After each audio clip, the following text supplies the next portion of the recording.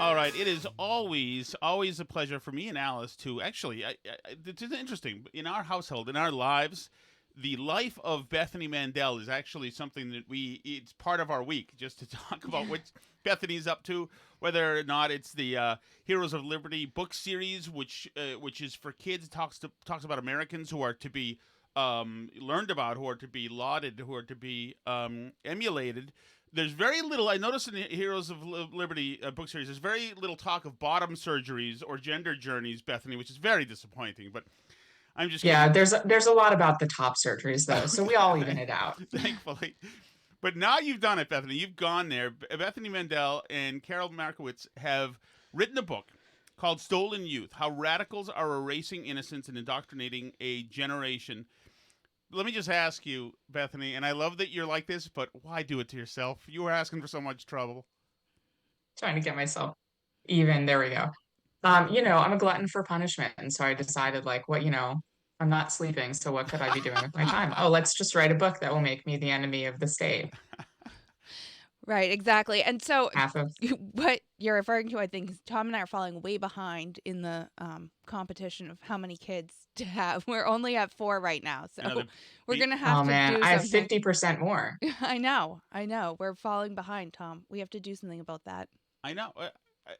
I do what I'm told, Alice. Okay. Okay. Just So so, but you did take it on yourself on top of all that to write this book, and it wasn't actually easy, it sounds like, to get this book published either. It was quite a process, it sounds like, from the New York Post article I was reading. So why didn't people want to publish this book? Yeah, so it's so nice to have this story out there because it's been sort of my life for the last year and a half. So it's nice to finally be public with like sort of what happened. But my co-author Karol Markowicz and I wanted to write a book together for a long time.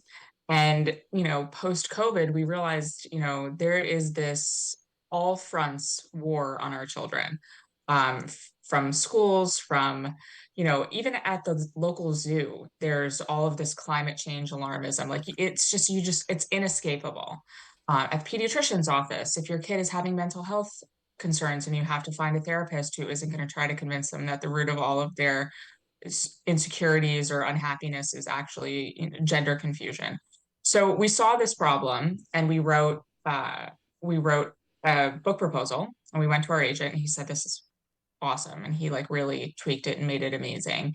And we went to auction and we had several different conservative imprints at publishers interested. We had lots of meetings and everyone agreed universally this is going to be gangbusters between you and Karol's connections. Like you're going to be all over Fox, and we are going to be all over Fox. All of that was true. You're going to be all over Fox. You're going to be able to promote the heck out of this. Everyone is concerned about this right now. This is really going to be pay dirt. And then when the foot hit the what is that foot hit the pedal, Mm-hmm. whatever that saying is, mhm. they we were pushing it at the same time that Abigail Schreier's book was sort of getting pulled off of Target's website. They weren't able to do the Amazon ads, and all of these conservative publishers were like, "Oh, I don't know if we want to go all in on this topic right now. Maybe if you were Tucker Carlson, this would be different." But so they all pulled out on day of auction, and it went from like this exciting, like we're Ah, going to auction to like we have zero buyers. Uh, Um, and one editor who we really got along with and really liked a lot said, the fight message is a problem and the transgender chapter is a problem. And we were like, well, that's not just the whole book, but that's our entire personalities. Like we can't tell parents not to fight. That's not even a book we would want to read, let alone all this write. is happening, but just if you just go along with it nicely, it'll go Yeah, great. like basically, I mean, she wanted us to write a book, and I mean, I don't think that there's not a book there, but she wanted us to write a book, how to raise your children in this bubble of craziness to be resilient, happy, not even necessarily conservative, but just resilient and happy and not sort of all in on this ideology. And I think that there's a book there, or at least an article. Mm-hmm. But for me and Karol, we cannot write that book without like you fight like hell. You have to Right. fight. And I think this is so interesting because in a big way, like you do homeschool your kids, you do kind of raise your kids in a bubble without being Yeah. impacted by a lot of this stuff. And it's funny because when I love following you on Twitter, because every time you bring up anything to do with like schools or indoctrination or the schools being closed for COVID or any of these topics, you immediately get an onslaught of people who go, well, you don't even send your kids to schools. You don't even get to say anything about this. Don't you dare talk about this topic. Right. And like you say, that's not your personality. Why is it so important to you to fight back against this when, you know, as you say, like you've made the conscious decision not to expose your children to this ideology? Yeah. So, I mean, I think it's really funny who people who say like, you're not allowed to talk about schools because you don't send your kids to school. I'm like, why do you think that I have made this not very easy life decision? Right. Because the schools are that bad. Yeah. Like, this is a very conscious decision on my part. I am putting where my money where my mouth is. I'm not working full time. I'm, to be frank, like not achieving my full professional potential Mm-hmm. because I've decided to prioritize my children's education instead. And so, I mean, people are sort of bolstering my point when they point out that I'm homeschooled, that I'm homeschooling. But I wasn't homeschooled. I was a public school kid, and Mm-hmm. I grew up in a single mom household that was not healthy necessarily. And if I had been growing up now, I wrote about this in a Spectator piece about our book, I don't know where I would be. I was such a tomboy, and I am such a tomboy still. One of my favorite stories is my sister-in-law brought nail polish to our wedding because she knew it wouldn't occur to me to go get a manicure beforehand. And she was right. I didn't. And then I put it on. I was like, I don't like this. This isn't me. And I took it off. But I mean, if I were a kid now, between the school closures and all of this gender stuff, people would have been telling me, actually, the reason that you don't like nail polish and dresses is because you're a boy. At some point, I would have bought in on it because Mm-hmm. all of these people in a position of authority are telling you that this deep discomfort that you're feeling in your body, that is, you know, every prepubescent girl has, but then sort of compounded when you're a tomboy. All of this is because you're a boy. And I totally would have bought into that. I hated girls. I still hate girls. I'm a total tomboy. I'm in. Yeah. Well, Let's cut off the boobs. Not only Hate these that, things. but you, I mean, you would have been, depending on your parents, many parents are encouraging their kids to go on this journey so that they can jump onto Facebook and tell everybody that you know, Holly is now William. You know, there's... Yeah, and I spoke to a therapist for my book, and he said it's Munchausen, like straight up. You know, the number of kids in families where, you know, there's 3 kids and one of them is trans and one of them is whatever, like, the odds of you having a trans kid and a non-binary kid are not very high unless there's a sort of encouragement happening within your 4 walls. Mm-hmm. But Encouragement can be subtle. Obviously, yeah. Encouragement I mean, this book doesn't have to obviously be isn't like for them. Mm-hmm. Right. So, and that's tricky because, you know, you live in a blue area. Tom and I live in a blue area. And it's, you know, a lot of the people around us do like fully embrace this ideology and this sort of worldview and want to bring it onto their kids. And, you know, so you find yourself kind of the odd man out if you want to even participate in like sports and other things that you're kind of the last person. So, you know, we read books like yours and you know, see what you're doing on Twitter, and we love this stuff, but sometimes you feel like an island a little bit as a parent who's trying to avoid all this. Yeah, yes, but you'd be surprised. And COVID was especially helpful in this way, and sort of surprisingly, and you know, I'm not one to sort of talk about the good of COVID, because it was pretty bad. But for us, it's like the understatement of the year.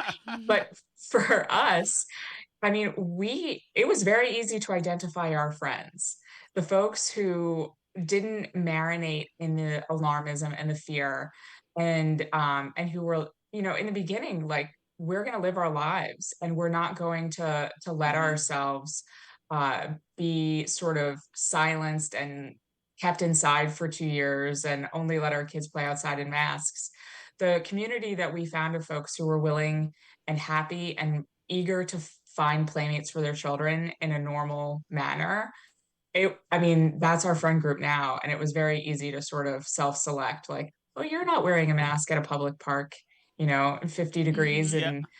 and you are clearly one of us. I had a funny experience. I think it was like 2 days ago at my house. I went to film something with Ben Shapiro promoting my book, and they had the liberal tears Yes. Yes. tumbler Yeah. on Mhm. the table, and I was like, I will just be taking that, and I Yeah. slipped it into my suitcase, and I was unpacking my suitcase, and I put it on my counter in my kitchen, and I had an electrician come over, give me a quote on something, and he saw it on my counter, and he's like, I like your tumbler, and I was like, are you Ooh. one of us? Wow. The secret nod. Wow. Wink, Yes, wink. exactly. Part of the secret society. So I remember talking to you, Bethany. By the way, we're talking to Bethany Mandel. She is the author of Stolen Youth, How Radicals Are Erasing Innocence and Indoctrinating a Generation, written along with Karol Markowicz. I remember talking to you almost, I think it was 2 years ago, about these parents who were going just nuts over the COVID stuff, coordinating their kids off in their yards with masks on, making them play across the street from other kids. And I thought it was actually inspiring that you said that you were kind of cutting those kids out of your kids' lives because you didn't want to be tethered in any way to insanity. Yeah, yeah. I mean, and even with, very close friends and family, before we got together, I was like, I'm not, we're working very hard to protect our children from the fear about this Mhm. stuff. And it's not easy, especially where we live. And I would like you to just sort of mind what you're saying around the kids. I mean, the number of play dates that folks wanted to arrange, and they're like, okay, so these are our conditions. The children will wear masks. They will only play outside. If they want to come in to use the bathroom, we have to make sure no one is in the house. And then I have to go and follow them afterwards and spray down everything they've touched. And I was like, we are not interested in that play date. I We love will that. Yeah. pass. They're like brokering an armistice or Well, something with these Yes, and bullet it yes. points that you seems have to agree to. and it seems like so, and I know that this is a big sort of theme of the book. It seems so destructive to your own children's mental well-being to have that attitude. I remember one of our daughter's friends' moms posted on Facebook during the pandemic when they started to bring more kids back into school at the same time. They did like an cohorts in our school district, and her daughter came home to her crying because there were more kids than usual on the bus, all masked with the windows open, because she was afraid that she was going to kill her mom because there were more kids than usual on the bus coming home that day. Like, that can't be healthy that you've like created this completely irrational fear in your children about this. And I know that it seems like these issues seem disconnected, sort of this, gender ideology and wokeness and climate change, and tie it in with the COVID. But it all does seem to be connected in how like this ideology affects children's mental health. Yes, absolutely. And they wanted to use children, and this was actually the original title of our book, Child Soldiers, but we didn't want people to think we were talking about like, Literal. children in Nigeria, so we Mhm. called it Stolen Youth instead. But I mean, they want children to behave as though they are child soldiers. And they made them bear the brunt of all of the COVID stuff. And they are turning children into child soldiers in the war on guns, the war on climate. And all that this ends up doing is destroying their mental health. And we see it in the data. Kids' anxiety and depression is off the charts.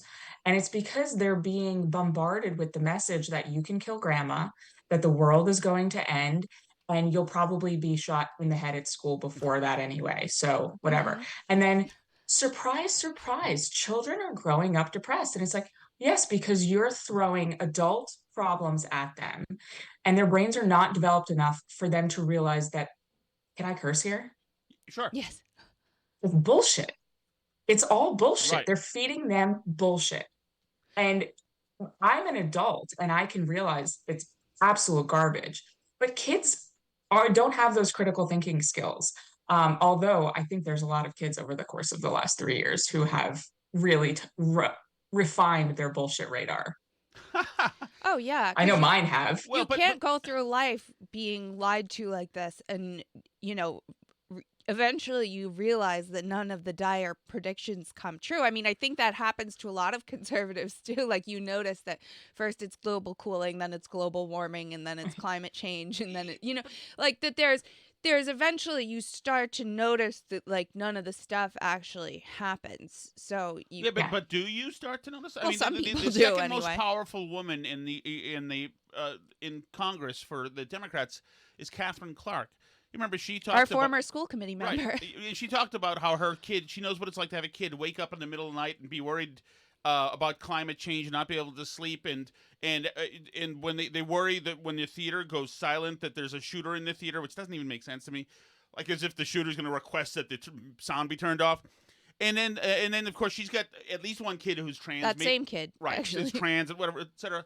So the problem is that there are people, reputable people, credentialed people who are pushing this crap, Bethany. So Yeah. this is fully in the canon of the establishment in this country. So how do you cast this off, even though it's obviously overtly insane? Yeah. So I mean, we wrote our book with two sort of paths in mind. We want to talk to individual parents about how to save your children from this insanity, but also sort of more generally in our culture. But my kids, we would talk about it all the time. Do you think this is rational? Do you think this makes sense? And having these open, honest conversations with our kids sort of made them into critical thinkers. And now the unfortunate thing is I can't really lie to them as effectively either. I told one of my kids that if he didn't stop what he was doing, I was going to leave him at home and all of us would go on vacation without him. Ooh. And all of my other children were like, that's not true. It's not. We don't believe you. So, there are downsides to your children growing up to be critical thinkers who question authority. But I mean, a lot of and this is something else we talked about in the book, a lot of their battle plan is to make people into just absolute miserable shells of themselves, because what they're trying to do is revolutionize society and create a societal revolution in which, nothing is true. Boys and girls, from top to bottom, nothing, no natural truth exists anymore. And you can't have that kind of revolutionary change with populists who are happy. Right. Like no one will start a revolution. We're like, things are okay. I'm generally pretty happy. Well, and contrary to popular belief, we live in a society where things are actually pretty good. Like, we're like They're the darn wealthiest, good. healthiest, most stable time in human history. So it's kind of like it's hard to get people to, foment revolutions. That's the difference between conservatives and liberals in a nutshell. And there's a lot of sort of chatter recently about mental health between conservatives and liberals. And conservatives, adults and children, are generally happier than children. And it's kind of like this cognitive behavioral therapy says you have to constantly be affirming good. You can't marinate in the bad. And conservatives are generally, we appreciate that we live in the best country in the world and the best time in the world. Right. And, we've clean water and clean air. And liberals have decided that marinating in victimhood is the path to righteousness. And so, I mean, if you look at Prince Harry this past week, he did this whole hour-long Zoom special, and he was diagnosed, quote marks, with PTSD and ADD and all of these different acronyms. And the reality is he's one of the most privileged people in the world. Right. But now that he has all of these things that are wrong with him, now he can claim the mantle of victimhood. And that is the ultimate righteousness on the left. But that's a really sad place to be in your day-to-day life. How much of that is class? So, for instance, how much of that is you live in a beautiful, restored, $2 million Victorian house. You've got Range Rovers, the Canada Goose jacket, or whatever. What's the new jacket that everybody has? The Barbour jacket. The Barbour jacket. Right. You've got all the right things that sophisticated people have. How much is this just a to believe in all the trans stuff, how much of it is just a societal accessory that the sophisticated set does, that those icky people who go to like Dunkin' Donuts don't do? So I spoke to a mom in very, very rich San Francisco area for the book, and she said that a lot of the kids in her neighborhood, the richer and the more privileged you were, the more likely that you were to sort of put on the coat of victimhood, whether it be Mm. mental illness or gender confusion, whatever, because they were sort of able to um, get rid of their privilege. They were able to shed Mm. their privilege by putting on this victimhood coat in some manner. And so, I mean, there's a huge correlation. People who actually grew up, I did in a trailer park. I'm not super keen to like brag on that and to talk about it because I have overcome happy to have overcome it. But people who have really overcome nothing and who have achieved nothing um, need something. And so they've decided that, this is my cross to bear and I'm just here. And the sad part is they're not even like, I'm here and I'm fighting to be no, it's like, no, I'm here and I'm absolutely miserable. Oh, what a way to live. Yeah, I mean, Right. And it's even really the student depressing. loan crisis feels like it's a movement led by the same group of people who like Mhm. went to nice colleges, in some cases nice graduate schools, and are walking around like, I'm a victim because I have all this debt and the government has to take it away from me, and like that's the Right. revolution that they feel most passionate about. And all this debt that they knowingly brought on themselves. I Right. mean, it's like it really is a perfect microcosm of that movement and that group of people because it's all victimhood that they've willingly taken on. Well, isn't that a prime example of suspending logic, truth, and science, and just any kind of symmetry? Because they're not just wanting their debt to be expunged; they want that guy to take care of it. The guy who didn't get to Right. go to college, the guy who's paying, who took extra jobs that they're not willing to do to try to pay off some of Who's their on debt. average poorer than they are. Well, right. Yes. I mean, by that Yes. logic, isn't that the same thing as, you know, A plus B equals we need to remove a 15-year-old girl's healthy breasts? Aren't those the same kind of totally illogical, upside down, hallucinogenic LSD dream things that we have going on? And can we have a society when people seriously believe that all makes sense? No, we can't. I mean, this is sort of behind why there's a lot of folks who say we're in for a national divorce. Um, and I don't want to prognosticate something that serious, but I mean, I think there's something there. Yeah. And I think it's so interesting too, because like you were talking about earlier, how difficult it was to get this published and how all these like really even conservative publishers, like the people that all the presidential candidates and everybody goes to get their books published, Yeah. these publishers were balking at the idea of writing this book that, struck so hard at the core of what this ideology is.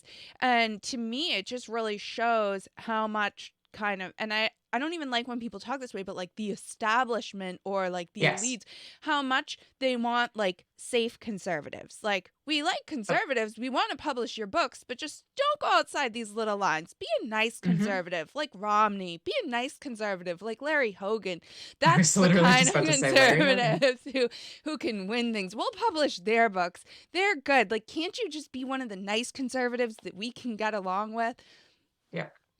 And it radicalizes the rest of us. Right. Because I mean, I'm not a super MAGA hat, like whatever, but 4 years of Trump from 2016 to 2020, I went from never Trump to like, I wrote a column about why I voted for him in 2020.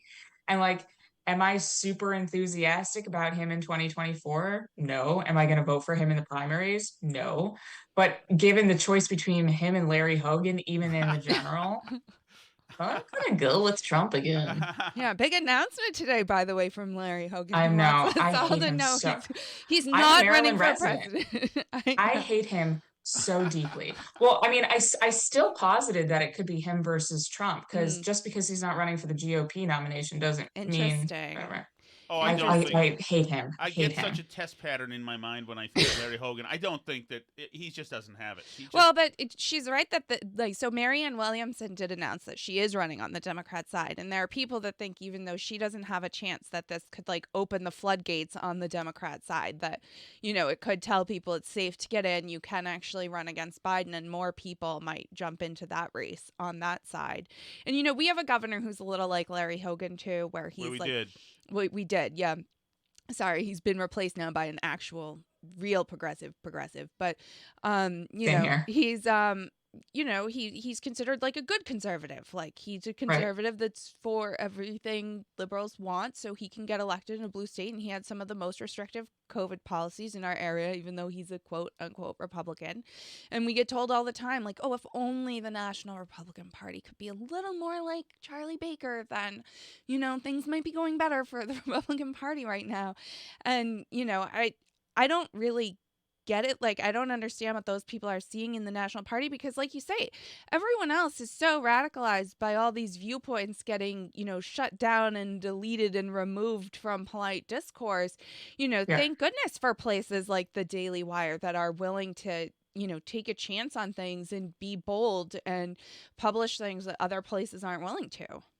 Yeah, no, absolutely. I mean, there's a reason why the top of the Republican ticket is Trump and DeSantis. Mhm. And it's because they are like, we will fight. We are not Yep. interested in rolling over. And the third is Nikki Haley. And like, she showed a lot of fight at the UN also. And I think that's the base of a lot of her popularity, even though she's running sort of a very distant third right now. People don't want Republicans who are nice and amiable like Hogan and like No. your governor. They want people who will fight because they know that they're going to be accused of putting the dog on top of the roof and, having binders full of women, which, Right. was a good thing. Mhm. I know. I think that Romney campaign, and I don't think the left realizes this, although I hear people on the right talk about this all the time. I think that Romney 2012 campaign and how he was treated by the media and the left really Yeah. radicalized a lot of people. I know that it did Yeah. me, because I liked Romney and I thought he was great, and I thought he was all the things that everybody's telling me they want in a Republican. And then, they turn around and do that, and you have Candy Crowley lie on behalf of Barack Obama right in the middle of a debate. I mean, it was just incredible to watch somebody who's a nice man and a good man just get absolutely destroyed by them for no reason. I think Yeah. people underestimate how much that's why, and I know that's like overdone, why we got Trump, but there's a reason why a lot of sort of regular Joe Republicans were willing to go out there on a limb for Trump. Yep. And it's because they wanted someone who was willing to fight at the end of the day. And, the basis, and I've talked about this on your podcast, or on your radio show rather, the basis of my like visceral hatred of Hogan was because he never opened his mouth about school closures in Maryland. Mhm. We had the longest school closures in the country. Maryland opened dead last. And in Baltimore, test scores just came out. There are 23 schools in Baltimore where not a single student is performing proficiently in math on grade level. And in addition to those 23, there's another 20 schools where only one or two kids are performing on grade level in the entire grade. So, or in the entire school, sorry.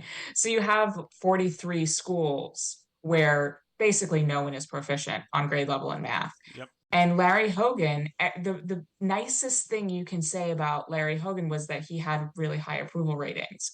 But Mhm. like vanilla ice cream also has Yes. really Yeah. high approval ratings. No one really likes it. No one really dislikes it. It's like, yeah, it's okay. It's fine, I guess. I don't know. But the reason why DeSantis rocketed to popularity was because he was like, nah, I'm going to fight. And he fought and he spoke up for kids.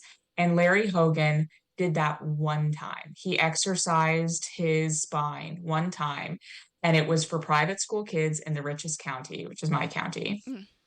The county tried to keep the schools closed because they didn't want to give anyone an incentive to go private. And so they said, let's keep the private schools closed until literally the day after the kids get funding. And then you can open, because it was so transparently evil what they were doing in the public schools. Yes. And Hogan stepped up, which he should have. And he said, no, the private schools will open whenever they want because they are private. but he didn't say anything about the public school kids. And so they Yeah. languished all of COVID. And that total disinterest in children and that cowardice has set back an entire generation of Maryland children. And he's never said sorry. He's never said, given a time machine, maybe I'd go back in time and really pressure all of these counties. Like he had his voice, even if he didn't have legal ability to Right. open these schools.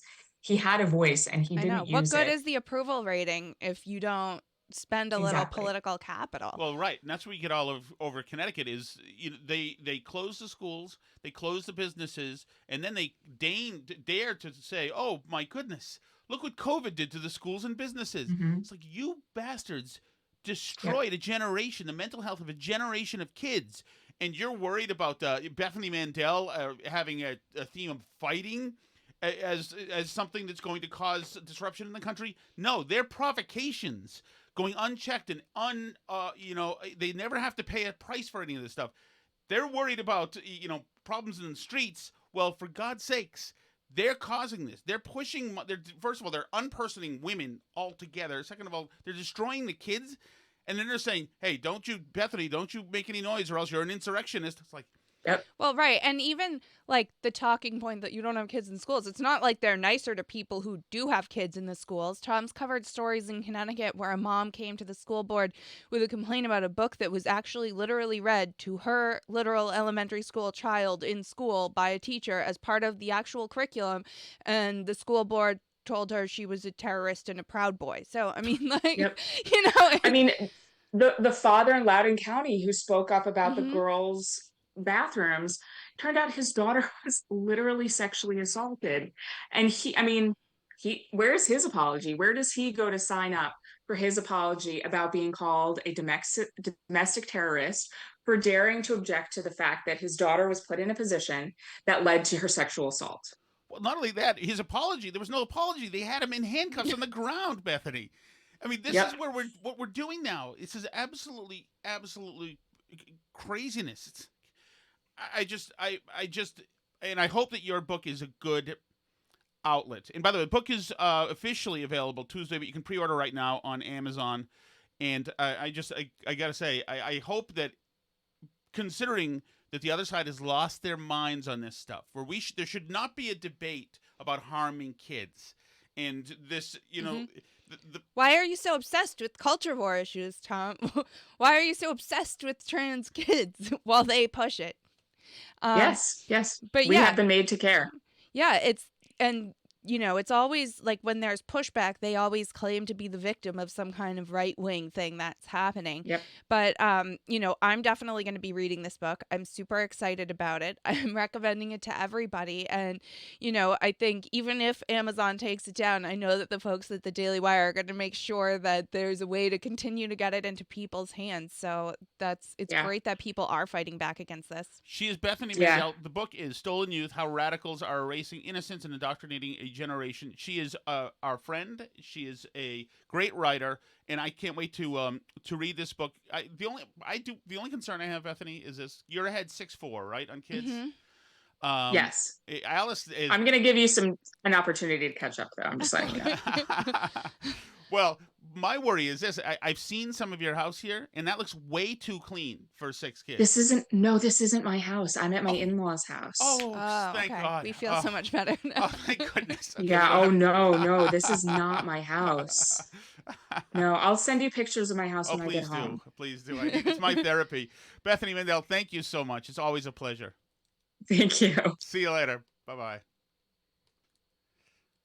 Love her, Alice. Me too. Gotta love her. All right. So, I by the way, she's so fun. She's just so fun. If those of you who are listening, you wouldn't see one thing, but Alice is very familiar with this move. Bethany Mandel went right from the our interview to feeding the baby seamlessly, which is something once you've had a few kids, I assume that becomes fairly second nature, Alice. But those days are over for you, right? Of course. Would never dream. But once again, the Bethany's book is Stolen Youth: How Radicals Are Erasing Innocence and Indoctrinating a Generation. Let's see. What should we get to next, Alice? What do we have in the docket? before we do the chat. I don't think there's too much on the chat, as a matter of fact. Okay. Oh, when we get to the Patreon only part of today's show, Mm-hmm. I'm gonna play the Chris Rock cut about Will Okay. Smith. It is, you know what? Chris Rock laid low and played silent for a while. He absolutely massacred Will Smith. Have you heard this yet? I heard a little of it when you were playing it. Oh, So we can do that in the Patreon only. I also had a couple things I wanted to talk about in Yes. Patreon that were interesting to me. But before we get totally off of these topics, we did talk a little about Larry Hogan with Bethany, which Yep. is, I mean, thank goodness he's not running for president, at least as a Republican. Like, the fewer of these jokers that are in there, the better. Chris Sununu was also saying that he thinks Ron DeSantis is going to win New Hampshire and stuff. Oh, really? Oh, is that his So- way of saying he's not going to Well, people are suggesting that maybe. So, and there's a few people saying, because Larry Hogan did say, like, oh, there's too many people all getting like 1% or whatever, and, you know, there needs to be fewer of us to give somebody a chance to break through. I think Larry Hogan also doesn't want Ron DeSantis, but I do worry that if like too many of these people make announcements like this or say things like this at the same time, that it will look like the establishment is trying to make something happen with Ron DeSantis. You know, like trying to like the guy hurt can't Trump Win for, by- he can't win for Yeah, losing. I then. mean- I think that DeSantis, simply by the extra beltway stuff he's done in Florida, has proven that he's a trusted ex-swamp member. I mean, certainly spent a lot of time in the swamp, but this guy is. Yeah. He's not. I don't think. That's my least of my worries about DeSantis. My worry is that, you know, that the left does what it does, and don't say gay is as far as anybody on the left or in the middle is going to dig, and suburban moms are going to say, he says you can't say gay, and that's mean. He made it illegal to say gay in Florida. But like there are still people out here that like want the Larry Hogans and stuff of the world that are like, and they're like all losers. But believe it or not, they actually had a gathering in Washington, D.C. this week, sort of as a counterpoint to CPAC. Did you see any of this? I sent us some of this. This made me laugh. But I was seeing all these tweets about like principles first. So there's a summit, the Principles First Summit, preserving American institutions. And they're all like tweeting stuff about it. Like, here's Heath Mayo. If you want to hang with Steve Bannon, Seb Gorka, Carrie Lake, and Marjorie Taylor Greene, go to CPAC. If you want to hang with former commanding generals and diplomatic leads to discuss Putin's war in Ukraine, come to the Principles First Summit. I didn't see him like on the list of speakers, but I saw Vindman was on there. They have Mark Hertling, I hate Heath him. Mayo. Vindman, I can't stand the faces Who that else round. should we got? It's it sounds like a real blast. They Who have is Heath John. Mayo? They have John Bolton. He's another one I of do these like like John Bolton. Kinzinger type of people. I saw Kinzinger is there. Kinzinger. I don't know. Amanda Carpenter of the Bulwark. Mona Charon of the Bulwark. Barbara Comstock. Let's see, who else do we have? At least 3 Capitol Hill police officers from January 6th in to come speak about themselves. Stephanie Grisham, Alyssa Farah Griffin, Larry Hogan's there, John Kasich's there, Sarah Isger from the Dispatch. John Kasich is there? Yep. That's all you need to know. He's the biggest dickhead in politics. So. Megan McArdle. Let's see, who else? Of course. John Kasich, who wouldn't go to the RNC when it was in Cleveland, even though he was the governor of the state. He sat on the other side of the river in exile like a bitch. Tom Nichols was there, obviously. Useless. So all the same people.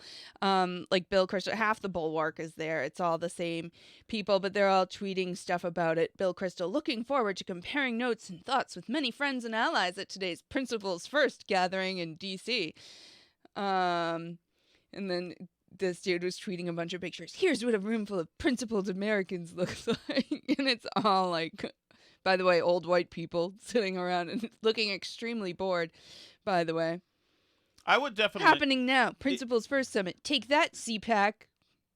I mean, CPAC is a clown show now at this point. I almost all these... I would still go because it's fun. Right. Yeah. But almost all these things are just... I don't want to hear a panel of consultants and hacks and, game show hosts go up there and speak in double speak, or panels make me want to hurl, make me want to vomit. But I think these ones are probably worse than the CPAC ones. Here's Alyssa Farrah Griffin tweeting, tuning out the crazy that was CPAC. I spent the weekend at Principles First, and am energized that there are so many people like me who refuse to be associated with the fringe of the GOP, who won't defend crazy, and who want to rebuild the GOP into a party that can win the popular vote. So that's what that group of people, including Larry Hogan, are all up to, hanging out together. They're taking back the GOP. They're energized. So, Alice, we only have one chat message. Oh, no. Should we play it? Sure, go for it. All right, Phil, it's all you. Hey, guys. Thankfully, it's in 2 minutes, so we can pretend it's 6. Okay, good. Hey, yeah. Phil. Hey, Tom, your Friday solo podcast spurred a conversation that Julie and I have been having off and on for a couple of weeks since you aired some of your marital strife. Yes. Mm-hmm. On the... Have you actually heard my Friday? I actually didn't listen to it yet. I mean, I was extremely under the weather. Our child brought home a stomach bug that laid me ravaged up the house rather badly. Yeah, it's been moving its way through the house. Burn barrel. So, having said that, this may be none of our business. Yep. But being married for 41 years and having gone through some major issues such as infertility and alcoholism, Julie and I feel qualified to opine on the current burn barrel status as it relates to your recent airing of marriage difficulties. Anyone's really allowed to opine. A couple of weeks ago, when you made your issues public, we were stunned, and it really threw us for a loop. In our opinion, this revelation affected the best part of the burn barrel. That is the dynamic between a married couple and at its basic core, the conversation and banter between a man and a woman. So we suggest do not air what should be private. Keep it between Tom and Alice. We assume the core issues are financial stress, time management, and working on a healthy marriage relationship. Perhaps you should cut back on less important things and just be the best spouses and parents you guys can be. Anyway, that's our 2 cents. And if you feel we should go pound sand, that's okay. we get it. We're boomers. What the hell do we know? So bottom line, hope Alice is feeling better, and we look forward to seeing both of you on tonight's podcast. Thanks a lot. Thanks, Phil. Talk to you later. So let me tell you, Phil, certainly the spirit of too much information was certainly something a lot of people said.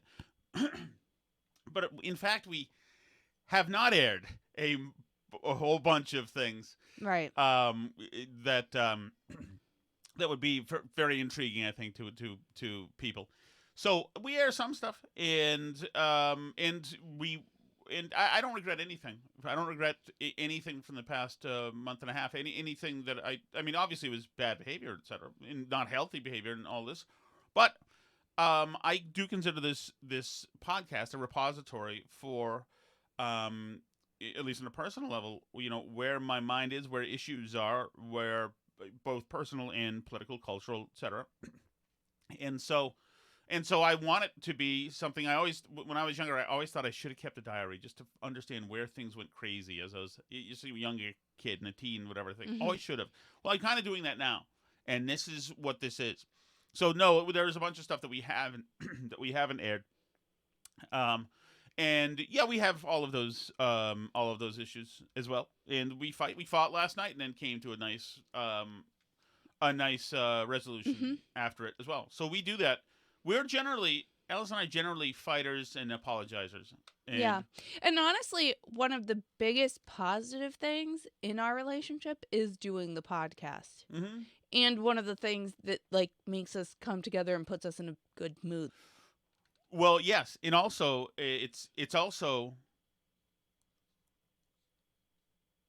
yes, that's true, and we share and analyze and talk about, we're lucky enough, we're lucky enough that we talk about this kind of stuff all day, so we're just lucky, But Right. as far as the like personal stuff, no, we're always going to be some, you know, we're always going to be personal as well. I just I was when I was alone. We've got emotional a few times. I don't know if you heard those way back when, 650 episodes ago, etc. But and I understand like doing a straight news and analysis program. I think to a lot of people would make at times things less tense for them. Mm-hmm. I'm never in anything to shock anybody. A couple times, like in the past, I've like challenged Alice to work a little blue, etc., and I've been surprised that she did it on the air. She does shock me sometimes. But she doesn't. We neither of us. We don't have whatever it is that it's supposed to make us think that, oh my goodness, we shouldn't have said this on the podcast. We don't really have, especially personal stuff. Like, for instance, when we first started dating, how do I say this, Alice? I don't know. Alice was a tiny bit of, because she's much younger than me. Well, she's 14 years. She was a tiny bit of a rated PG-13 exhibitionist. And you can agree with that, right? I don't know. So she sent me a picture of her like in scantily clad when we were first. I don't know if it was that. Well, it wasn't. It was not. It would be considered today but for my generation, Okay. you'd have like blown away. But Alice's like, in her main consideration ever when when working risque like that, ever. Like, even because I'm immature and I can't handle having a beautiful woman as my wife, like, there are times when I've snuck a picture of Alice here and there. I've not, like, been posted or anything, just for my own edification. And if she catches me, and she goes through my phone, so she catches everything I do. Her main consideration was whether she looks good. It was not, she doesn't care that she's, ill-clad or anything like that, whether she looks good. That's where, like, there's part of us who doesn't care about that personal stuff that maybe you're not comfortable sharing at all, but we are, and we have fun with it a lot of times. The difference is the thing a month ago or 2 months ago now. I don't even know anymore. I've lost all that stuff. That was a relationship, a car wreck, and that was me stumbling out of the wreckage of the car, trying to do the show a couple of days where I just needed to be hospitalized. Basically. So Phil, no, I appreciate it. You don't have to. You don't have to pound sand. We appreciate you caring and being a part of the Burn Barrel family. That seem right, Alice? That seems right. Anything to you'd me. like to add? No, I think you hit everything. Thank you. Thank you very much. Thank you, Alice, for being so lovely and beautiful. Thank you, honey. We didn't mention, by the way, that was the Chelsea Fire Wicked Hotline. Oh, yes. Chat. Sorry about that. And by the way, Oh boy, is this It an is. unboxing video? it is. Our kids watch unboxing videos This on is from YouTube. My friends. This is we're about to do an unboxing. You So ever heard of Travis Matthew, Alice? no. This is from a friend of ours, a listener to the Burn Barrel. Sorry. Mm-hmm. Steve, are you really in Huntington Beach? Steve, I used to live in Newport Beach. And these are some great clothes. Like I said, from hold on. Steve, hold on, I'll get the Okay. Well, while you're doing that, I'll just mention that Travis Chelsea Matthew. Fire hot sauce is a great hot sauce. You don't have to sacrifice heat for flavor. You can Travis find it at Matthew, Market look at this Basket, great, these are golf clothes. Big Y, other places Look at this great shirt. Travis that Tom's Matthew. gonna fit into now. Yes, I am. This will fit me right now. It's gorgeous. I'll show them. I'll wear them all on the thing anyway. Okay. So I'll show you. I'm sorry that my plugging was so bad. Travis Matthew. TravisMatthew.com, right? That work for you, Alice? It works for Well, me. just- If you're on Patreon, stay there because we will go do our Patreon segment. Oh, this stuff is After great. this, Alice, they have great that's- women's clothes, too. Okay. TravisMatthew.com. Okay. Get my payola in here, Alice. Okay. Just kidding. Okay, are you ready for me to close this episode up? I'm ready. I am ready. Like I said, if you want, You look good in the sunlight. thanks, honey. You have great lips, Alice. Generally, don't like sunlight. I know you like a vampire. I know you. You made that clear. All right, everybody, here we go. So like I was saying, you can stay there if you're on Patreon. If you like getting extra content and watching live streams, you can do that at our patreon.com/burnbarrel. But you can, of course, always find the show for free at burnbarrelpodcast.com. There's links to all different places to listen. You can find it on YouTube. You can find it on Rumble Video in case we get kicked off YouTube. And you can always find us on social media at burnbarrelpod on Twitter and facebook.com/burnbarrelpodcast. C'est la vie.